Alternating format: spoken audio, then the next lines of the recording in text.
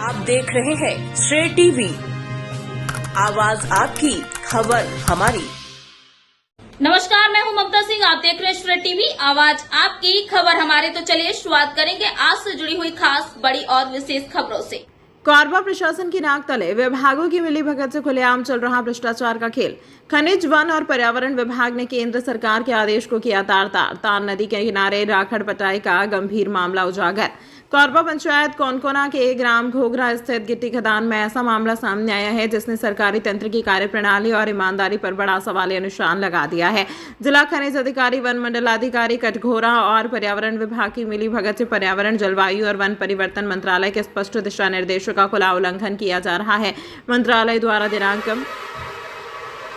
मंत्रालय द्वारा दिनांक 28 अगस्त 2019 को पारित आदेश के अनुसार किसी भी प्रकार के जल स्रोत से न्यूनतम 500 मीटर दूरी पर ही राखड़ डंपिंग की अनुमति दी जा सकती है। लेकिन हैरानी की बात यह है कि तान नदी के जल भंडारण टैंक से मात्र 50 मीटर की दूरी पर ही राखड़ डंप कर दी गई और संबंधित विभागों ने आंखें मूंद कर अनापत्ति प्रमाण पत्र जारी कर दी। सूत्रों के अनुसार दिलीप बिल्डकॉन को अस्थायी तौर पर सड़क निर्माण हेतु गिट्टी खनन की अनुमति दी गई, मगर अब वही जल संरचना राखड़ से पटाई जा रही है, जिससे इलाके के जल संसाधन और पर्यावरण को गंभीर खतरा उत्पन्न हो गया है। प्रमुख सवाल जो उठ रहे हैं, क्या शासन द्वारा पूर्व में स्वीकृत माइनिंग प्लान को विभाग अपनी मनमर्जी से बदल सकते हैं? क्या जल स्रोत को राखड़ से पाटना पर्यावरण मानकों का घोर उल्लंघन नहीं है?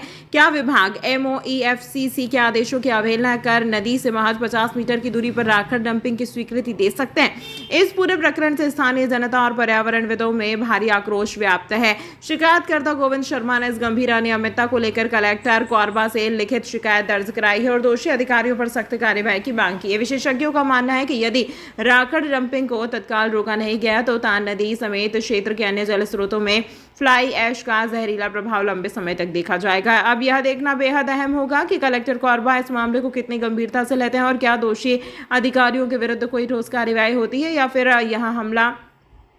यह मामला भी अन्य घोटालों की तरह कागजों में ही दबकर रह जाएगा। श्रेय टीवी से अशोक दीवान की खास रिपोर्ट। और आगे उसके लिए क्या रुख अख्तियार करेंगे? कोनकोना ग्राम पंचायत के पास वाटर रिसोर्ट पानी को डंप करने के लिए शासन प्रशासन की एक नियम बना हुआ था, जिस पे जिला प्रशासन के नज़रअंदाज करते हुए उधर में ऐश डंप किया जा रहा है या जिला प्रशासन को जानकारी है, तो उनकी जानकारी के अंतर्गत इधर पे पर डे 60 गाड़ियाँ 70 गाड़ियाँ ट्रेलर जाके ऐश को डंप कर रहे हैं, जो कि गैर कानूनी भी है। और इसकी जानकारी ये भी लगी है कि पास में एक नदी बह रही है 100 मीटर पे, हो सकता है इसका प्रभाव वहाँ भी पड़े। और वहाँ से सबसे बड़ी बात है कि कटघोरा हाथी क्षेत्र है, यहाँ पे जानवर का विचरण होता है, आते जाते हैं। उस पानी को सोर्स मेरे ख्याल से इसलिए रखा गया था कि जानवर आगे पानी पिएंगे, आसपास के किसान उसका यूज़ करेंगे, लेकिन उसको नज़रअंदाज करते हुए जिला प्रशासन के जो लोग हैं जिन्होंने अनुमति दी है इधर ऐश डंप करने के लिए, आने वाले समय में जानवरों को तकलीफ होने वाली है और आसपास के किसानों को तकलीफ होने वाली है, जो निहायत ही गैर कानूनी है, अच्छा नहीं है। इसको हम आगे भी लेके जाएंगे। हो सकता है कि हम NGT के पास भी जाएं और इसकी शिकायत करेंगे कि भाई इस प्रकार के क्यों किया जा रहा है। वहाँ के जो खेत रिसोर्सेज है वहाँ पे पानी जो लेते हैं तो किसानों को भी उस पानी की आवश्यकता पड़ती है, और आने वाले समय में पानी जितना अधिक हमारे पास रहेगा उतना हम अच्छे से व्यवस्थित तौर पे किसानी भी कर पाएंगे और रह पाएंगे। हेवी अर्थ मोर्स की गाड़ियाँ लगी हुई हैं, प्रतिदिन 40 से 50 से 60 गाड़ी आ रही है और ये 1.5 महीने से चल रहा है। तो आप सोच सकते हैं कितना राखड़ अब तक चला गया होगा। इस पे आधी माइंस तो इन्होंने बंद कर दी। माइंस नहीं, पानी का स्रोत है, बॉन्ड है, एक पॉन्ड बना हुआ है, पानी वहाँ पे हजारों गैलन पानी भरा हुआ है जो कई वर्षों तक चल सकता है, लेकिन उसे खत्म करने का काम प्रशासन और भ्रष्ट अधिकारियों द्वारा किया जा रहा है। आधा पॉन्ड उसको डुबा दिए, आधा पॉन्ड राखड़ से ढक दिए उसको, पीछे यहाँ जो सोर्स है उस सोर्स को भी बंद करने का प्रयास कर रहे हैं। ये कुछ कंपनियों के नाम आ रहे हैं कि बाल्को के भी राखड़ डंप हुए हैं, उसके बाद चाका बोड़ा ACB के राखड़ डंप हो रहे हैं। तो ये क्या विद्युत बनाने में तो कंपनियां अपने आप को आगे करती हैं, लेकिन राखड़ का जो है वो निपटारा नहीं हो पा रहा है। कुछ दिन पहले CSB का बांध भी टूट पड़ा था। तो ये सब चीजें, और राखड़ एक बहुत बड़ी समस्या है जिले के लिए, इसके बारे में आप क्या कहेंगे? इस पे शासन की मिलीभगत 100% है, 100% शासन का मिलीभगत है। हो सकता है सरकार की भी मिलीभगत है, मैं इस पे डिनाई नहीं कर सकता हूँ।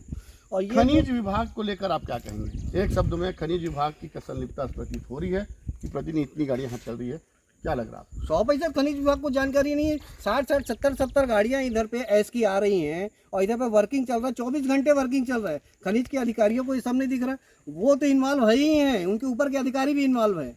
खनिज विभाग देख के भी अंधा बना हुआ है। पर डे 60 गाड़ियां आ रही है, 70 गाड़ियां आ रही है। मतलब ये जो भाजपा का सुशासन है, जी, ये प्रकृति के लिए दोहन या कुशासन साबित हो सकता है। 100% कुशासन है ये। भाजपा का कुशासन इसलिए कहूँगा क्योंकि ऑलरेडी वो जो डैम है उसको बंद करने का प्रयास कर रहे हैं। पिछले 1.5 महीने से यहाँ काम चल रहा है, हमें जानकारी अभी लगी तो हम इस पर तो आगे कार्रवाई करेंगे ही। 60 से 70 गाड़ियाँ रोज आ रही हैं, पॉकलेन लगी है, सब डोजर लगा है इधर पे, सब चीज़ों से दबा दिया जा रहा है और किसी को कोई मतलब नहीं। एज अ प्रकृति प्रेमी आप जो इस चीज़ को आवाज़ बुलंद कर रहे हैं, आगे की क्या योजनाएं रहेंगी? कैसे इस चीज़ को रोकने का प्रयास रहेगा? क्या और भी आगे सामने, जैसे कि हसदेव बचाओ का एक अभियान चला, तो इस तरह के दोहन को लेकर भी क्या आप समाज को सामने आना चाहिए, प्रकृति प्रेमी को सामने आना चाहिए, क्या कहेंगे इस बारे में? हम इस पे आगे कार्रवाई कर रहे हैं। जिला प्रशासन से लेके मंत्रालय तक, सरकार तक बात पहुंचाने का प्रयास करेंगे। केंद्रीय टीम को भी, एनजीटी को भी हम इसके लिए हमने फुटेज वगैरह बना लिया। एनजीटी को भी हम भेजेंगे, हो सकेगा तो हम दिल्ली जाएंगे, वहाँ पे भी कंप्लेन करेंगे कि इस प्रकार की चीज़ें छत्तीसगढ़ में हो रही है जो होनी नहीं चाहिए। बहुत बहुत धन्यवाद आपका। Thank you.